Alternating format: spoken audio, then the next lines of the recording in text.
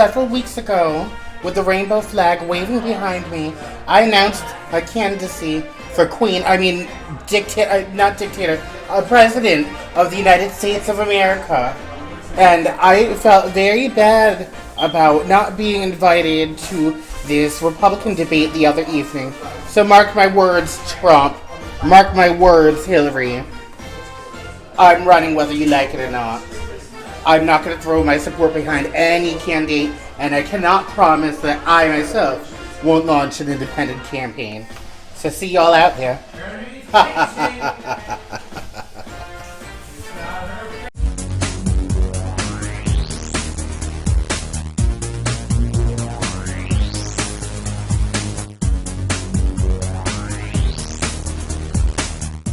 Welcome to the Poodly-Doo!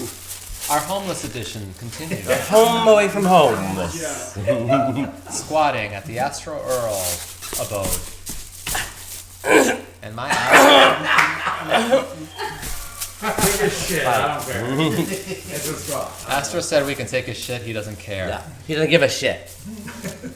Give a shit. Well, we gave a shit about the Club Kit contest on Barely. Project Drag. Barely. We were watching YouTube the other night, and there were all these drag queens all that gussied were up. basically doing their cheap imitation of RuPaul's Drag Race. Sheep.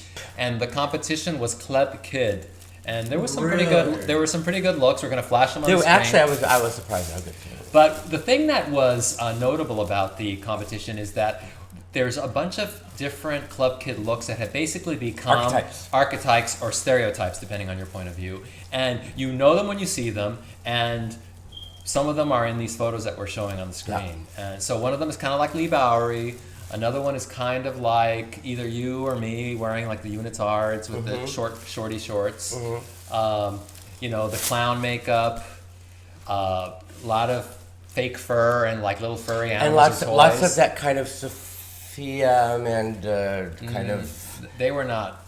They're more like trans archetypes. Yes, I would say. But there were a couple. There were the drag queens. Yeah, those drag queens were working more the Desi Monster, Lee Bowery, Michael Alig, Ernie Glam, maybe David Dalrymple looks. Oh. That's what they were. Those are the looks they were working. So, kudos to the drag queens in LA. How important is it to be remembered? And for what?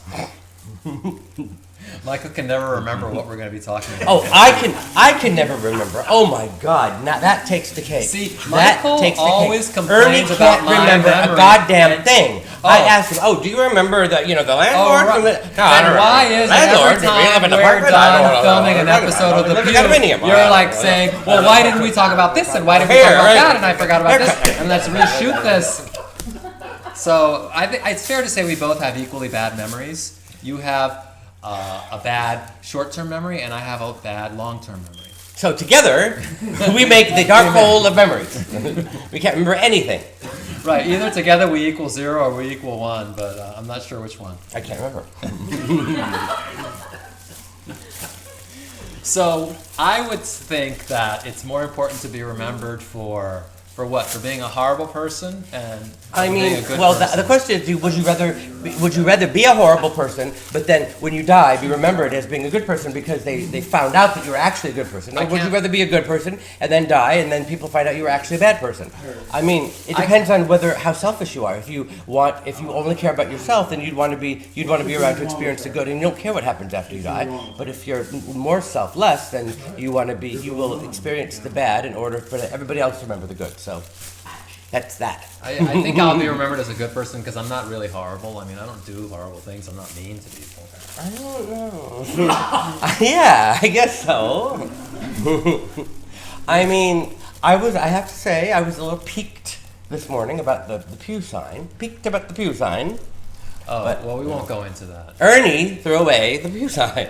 I threw away the Pew sign in a moment of crisis when I had a morning of anger. In a moment he was angry at something else. There's the dog peeing and pooing right in the middle of the living room. So I guess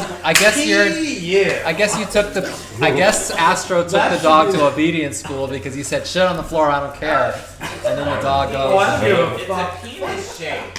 It's shaped in he pooped in the shape of a penis. Testicles.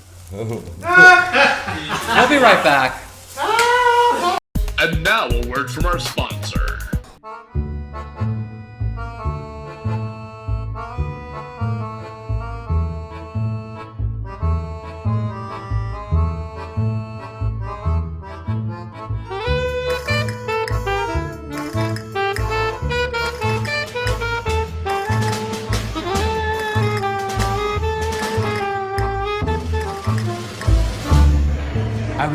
I was busy focusing on my artwork and cute guys' butts.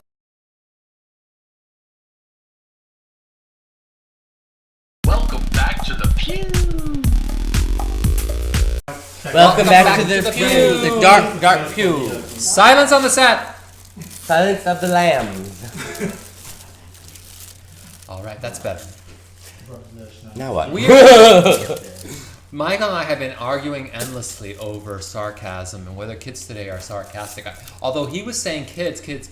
I was thinking, children, because I volunteer. At school. Not children, so kids. Me, like 7-year-olds are kids, and he was talking well, about, what's because children, he's so old. To him, children. like 27-year-olds. See, this is the passive aggressiveness coming out of Ernie. He's still mad about the throwing away the pew signs that I brought up, that he didn't want to bring up. And I brought that up, and now he's going to say, you're an old man.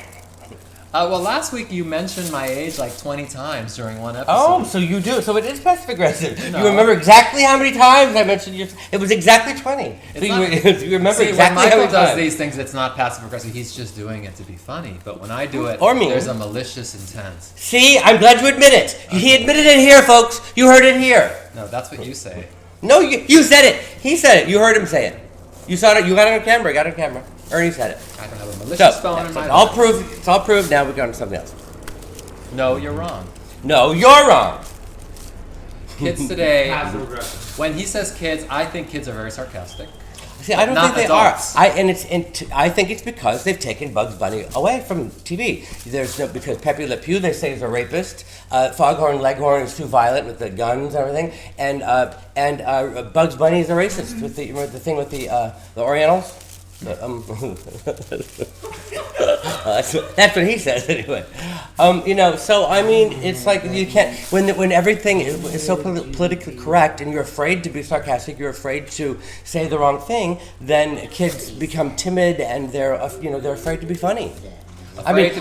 Joan Rivers. Yeah, exactly. There will be no new Joan Rivers. Mark my words.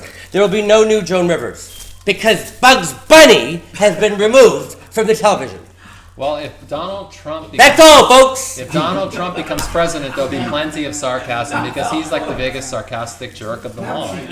Well, but there will be no sarcastic people to mock him, which is the whole point of sarcasm, is to mock the Donald Trumps of the world. Mock the power. Mock the power. Bitches want to know. Bitches want to know why there's no more sarcasm. Clifton Bailey wants to know if your assistants continue to work in nightlife after your incarceration. Well, I don't know about any incarceration. I've been in Peru for 17 years. But I would say yes, they all did, and some of them went on to quite a good amount of success. yeah, so they continued right after, but then most of them kind of like segued into something else. That's what most of them did, but Kenny's still doing parties. Yeah, well, he was never my assistant, though. No, he was not your Never my assistant. assistant. No. The only ones, none of them persist in clubs today. No, not today. But they did for a while, but they're all doing something now. And some of them are successful. There's Walt, Rizzy, Walt, Richie, and then Walt's assistants, which were Misa and Theron. Chris Comp is successful, Comp? although not in the club field. No, but he's actually very successful in the corporate world, Yeah, Pebbles is which is too. kind of surprising. She works in academia. Smart cookie. We know some smart ones. Smart cookie. See you next time. Eggheads. Bye.